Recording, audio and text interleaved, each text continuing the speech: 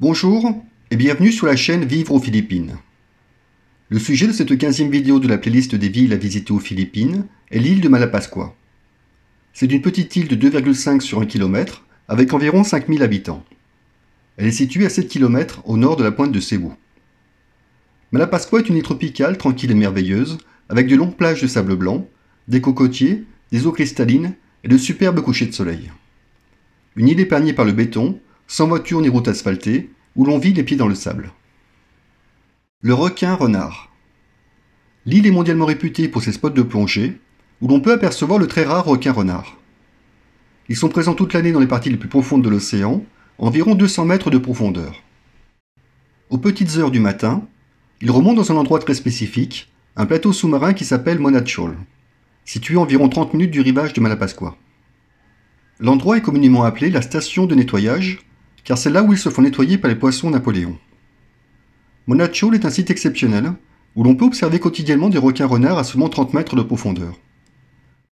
Par contre, cette profondeur est uniquement pour les plongeurs avec une certification Advanced Open Water. Les départs ont lieu avant le lever du soleil, entre 4h et 5h du matin, et la plongée coûte environ 1800 pesos, soit 30 €. Des formations spécifiques pour la plongée profonde sont organisées. Le coût est d'environ 3000 pesos, soit 52 €, et la plongée sur Monachol est incluse. Ce magnifique requin mesure jusqu'à 4 mètres de long, et sa longue queue en forme de fouet est aussi longue que son corps. La rencontre est vraiment magique. La plage Bunti. Située sur la côte sud de l'île, c'est la plus longue et la plus belle plage de Malapascua. Son rivage bordé de palmiers, son sable blanc et ses eaux turquoises en font un coin de paradis.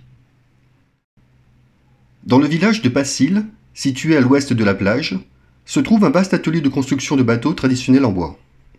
Alors que sur la partie est, ce sont les complexes hôteliers et les clubs de plongée qui dominent le paysage, ainsi que les restaurants et les bars de plage. C'est aussi l'un des meilleurs endroits sur l'île de Malapascua pour admirer le lever du soleil. La plage de Langoub. Située sur la côte nord de l'île, à 2,5 km de la plage de Bunti, soit moins d'une demi-heure de marche, Langoub Beach, également appelée North Point, est une fantastique plage de sable blanc poudreux s'étendant sur 350 mètres, avec une mer d'eau turquoise en pente douce. Elle est très peu fréquentée car il n'y a pas d'hôtel ni de restaurant à proximité. Les bateaux sont tous hissés sur le haut du rivage afin de ne pas encombrer la plage et laisser suffisamment d'espace pour les activités nautiques. Pour les petits creux ou soifs durant la journée, il y a des stands relativement proches qui vendent un assortiment de collations et de boissons fraîches. De nombreux visiteurs apportent leur nourriture et organisent des pique-niques sur la plage.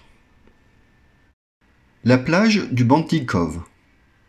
Située à proximité de la pointe nord-est de l'île, à l'extrémité de la plage de Langoub, cette plage privée appartient au complexe hôtelier le Bantig Cove. Ce dernier a été fortement endommagé par le typhon Yolanda en 2013 et il n'a pas repris activité. Elle est accessible depuis l'extrémité est de la plage de Langoub par un escalier en béton qui traverse le complexe abandonné, puis descend jusqu'à cette petite plage très peu fréquentée. À quelques mètres du rivage, un récif abrite de nombreux coraux colorés. C'est un endroit idéal pour une session de snorkeling. Les sauts de la falaise de Lapu-Lapu. Située à la pointe nord-ouest de l'île, la falaise de Lapu-Lapu offre la possibilité de sauter dans l'océan depuis plusieurs promontoires allant de 5 à 18 mètres. Le saut de la falaise n'est généralement pas conseillé, mais il n'est pas non plus interdit. Le site est accessible depuis le resort Los Bambous, moyennant un droit d'entrée de 25 pesos par personne, soit 45 centimes d'euros. Il faut impérativement s'assurer d'être à marée haute avant d'entreprendre les sauts. À marée basse, il est possible d'explorer les plages et les grottes qui se trouvent au pied des falaises. La plage de Guanbitayan. Située sur la pointe nord-ouest de l'île, cette plage est tout simplement l'un des joyaux préservés et cachés de Malapascua. Pour s'y rendre, il faut traverser le village de Guanbitayan en passant entre les maisons des pêcheurs. L'endroit isolé et authentique est une bande de terre de 20 mètres de large, bordée de 2 plages d'un sable blanc poudreux. La plage de Gugma. Située sur la côte est de l'île, la plage de Gugma est une crique idyllique, entourée de cocotiers avec à quelques mètres du rivage un récif de corail coloré. Elle est facilement accessible par un sentier depuis la plage du Bantig Cove. La plage de Logon. Cette plage en forme de croissant est située au sud-ouest de l'île. C'est aussi là que se trouve le port de Malapascua. De nombreux bateaux amarrent ici, ce qui n'est pas idéal pour la baignade. Cependant, c'est une belle plage bordée de cocotiers, d'hôtels et de centres de plongée. Le phare de Malapascua. Situé sur la côte ouest de l'île, c'est une tour d'acier d'une hauteur de 16 mètres. Alimenté par les panneaux solaires, il scintille d'une lumière blanche toutes les 5 secondes. L'accès se fait par un chemin escarpé et difficile à trouver sans l'aide des locaux. Le site offre une vue imprenable sur la partie nord de l'île, mais le phare n'est plus ouvert au public, à moins de s'arranger avec le garde pour une visite privée. L'île de Calangaman. Calangaman ne fait pas partie de l'île de Malapascua, ni de la province de Cebu. Le joyau appartient à la province de Leyte. Depuis que sa popularité est montée en flèche grâce à ses paysages de cartes postales, des bateaux organisent des excursions d'une journée depuis Malapascua. L'île de Calangaman est surtout connue pour son incroyable banc de sable entouré d'eau cristalline, sa luxuriante forêt de palmiers et les bancs de dauphins qui l'entourent.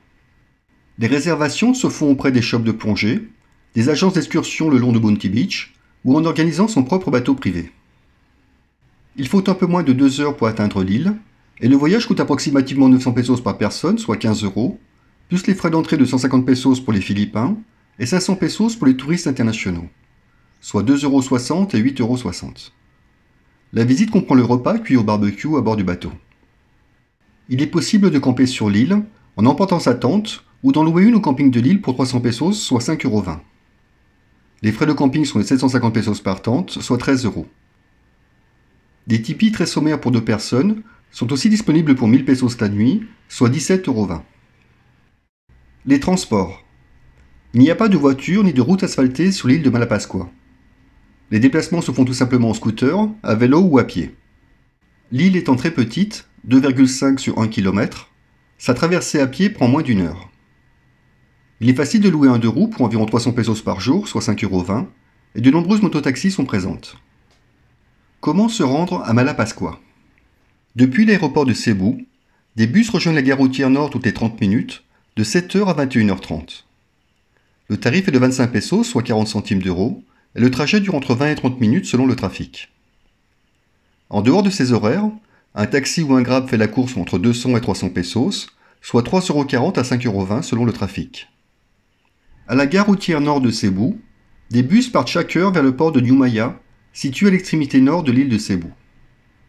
Le temps de trajet est d'environ 4 heures, et le tarif est de 180 pesos pour un bus régulier et 240 pesos pour un bus climatisé, soit 3,10 € et 4,10 €. Au port de Niumaya, des bancas font la liaison vers Malapascua. Les départs ont lieu toutes les heures entre 6h30 et 16h30, et le trajet dure environ 30 minutes. Des bancas publics font la traversée pour 100 pesos par personne, à condition qu'il y ait un minimum de 15 passagers. S'il y a moins de 15 passagers, le coût est de 1500 pesos à diviser entre les voyageurs. L'argent. L'île de Malapascua est plus chère que les autres îles de Cebu, car beaucoup de produits de première nécessité, y compris l'eau, sont importés du continent. Il n'y a pas de distributeur de billets sur l'île, et la plupart des endroits n'acceptent pas les cartes bancaires. Il faut donc s'assurer d'emporter suffisamment d'espèces pour la durée du séjour. Quand visiter? Le meilleur moment pour visiter Malapascua est pendant la saison sèche de décembre à juin. Durant l'été, les mois d'avril et de mai, il faut s'attendre à une forte fréquentation sur tous les week-ends. Même si vous ne plongez pas, l'authenticité de Malapascua, avec ses sublimes plages, ses couchers de soleil et son atmosphère détendue où il fait bon vivre, justifie un séjour. Le tour de l'île à pied se fait en 3 heures, le long d'une côte photogénique, parsemée de sites intéressants. J'espère que cette vidéo t'a plu. N'oublie pas de t'abonner et d'activer la cloche pour recevoir une notification lors des prochaines publications sur la chaîne Vivre aux Philippines. Un grand merci pour ton soutien et ton encouragement. N'hésite pas à mettre en commentaire les sujets qui t'intéressent. Sur ce, prends soin de toi et à bientôt.